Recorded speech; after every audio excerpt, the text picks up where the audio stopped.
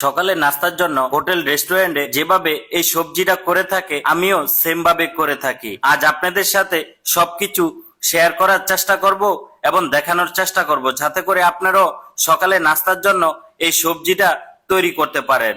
আর একেবারে সহজ একটা রেসিপি। ফার্স্ট আমার এখানে আলু কেটে নিলাম, আর আলুগুলো একেবারে কিউব সাইজ করে কেটে নিয়েছি। তারপরে এখানে একটা গাজর নিয়ে নিলাম, গাজরটাও কিউব সাইজ করে কেটে নিব।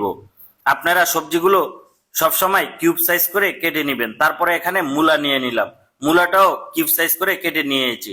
আপনারা চাইলে সৃজনশীল যে কোনো সবজি দিয়ে এই সবজিটা রান্না করতে পারেন। তারপরে এখন আমি পটল দিয়ে দিলাম, পটলটাও কিউব সাইজ করে কেটে নিয়েছি। এখন দিয়ে দিব চিচিঙ্গা, চিচিঙ্গাও কিউব সাইজ করে কেটে নিব। তারপরে এখন দিয়ে দিলাম বেগুন। আমার কাছে যা যা সবজি আছিল আমি সবকিছু মোটামুটি দেওয়ার চেষ্টা করেছি। আপনারাও চাইলে যে কোনো সবজি দিতে পারেন, কোনো সমস্যা নাই। আমি বেগুনগুলো কিউব সাইজ করে কেটে নিব। তারপরে দিয়ে দিলাম বটবুড়ি, বটবুড়িগুলো ছোট ছোট করে কেটে নিয়েছি। আমার সবগুলো সবজি ভালো করে কেটে আমি কিন্তু ভালো করে ওয়াশ করে নিয়েছি। তারপরে একটা কড়াইতে নিয়ে নিলাম। এখন আমি এই সবজিগুলো ফার্স্টে সিদ্ধ করে নিব, তারপরে কিন্তু আমি বাগার দিব। তো সিদ্ধ করার সময় এখন আমি পানি দিয়ে দিলাম পরিমাণ মতো। আর পানিটা বেশি দিবেন না, একেবারে কমও দিবেন না। এখন দিয়ে দিব হলুদের গুঁড়া, আর হলুদের গুঁড়া একেবারে কম দেওয়ার চেষ্টা করবেন, বেশি দিবেন না হলুদের গুঁড়া, তাহলে কিন্তু কালার নষ্ট হয়ে যাবে। তারপরে স্বাদ অনুযায়ী লবণ দিয়ে দিলাম। এখন দিয়ে দিলাম দারচিনি, তারপরে দিয়ে দিলাম এলাচ, তারপরে দিয়ে দিব তেজপাতা। এগুলো একেবারে অল্প অল্প করে দেওয়ার চেষ্টা করবেন, দুই একটা করে জাস্ট। তারপরে 1 টেবিল চামচের মতো আদা রসুন পেস্ট দিয়ে দিলাম এখানে। তারপরে কিছু পেঁয়াজ কুচি দিয়ে দিলাম। এখন দিয়ে দিব সয়াবিন তেল।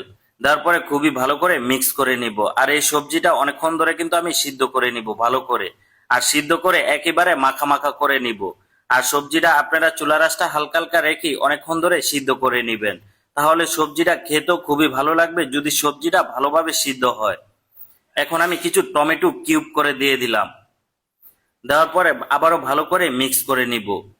এই সবজিটা আপনি সকালবেলা একবার পরোটা ভাজি অথবা রুটির সাথে খেয়ে দেখেন, খুবই খুবই মজা পাবেন।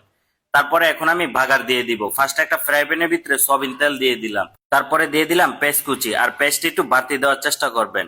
আর পেস্টটা একটু ব্রাউন কালার করে নেবেন হালকা।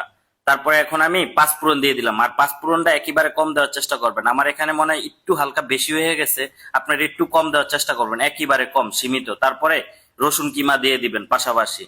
আর এই পেঁয়াজ আর রসুনটা একেবারে ব্রাউন কালার করে নিবেন সুন্দর করে। দেখেন আমি কিভাবে ব্রাউন কালার করে নিয়েছি।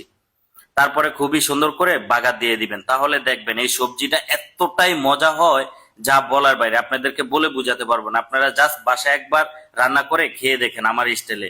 এখন আমি কাঁচা মরিচ দিয়ে দিলাম। তারপরে দিয়ে দিলাম ধনিয়া পাতা। এখন দিয়ে দিলাম একেবারে অল্প একটু জিরার গুঁড়া। তারপরে দিয়ে দিলাম অল্প একটু ধনিয়ার গুঁড়া। আর জিরার ধনিয়াটা দিলে অবশ্যই টেস্টটা আরো ভালো আসে।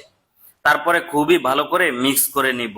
আর এভাবেই করে রেস্টুরেন্টে সকালের জন্য আমরা এই সবজিটা করে থাকি, পরোটার সাথে খাওয়ার জন্য অথবা রুটির সাথে খাওয়ার জন্য।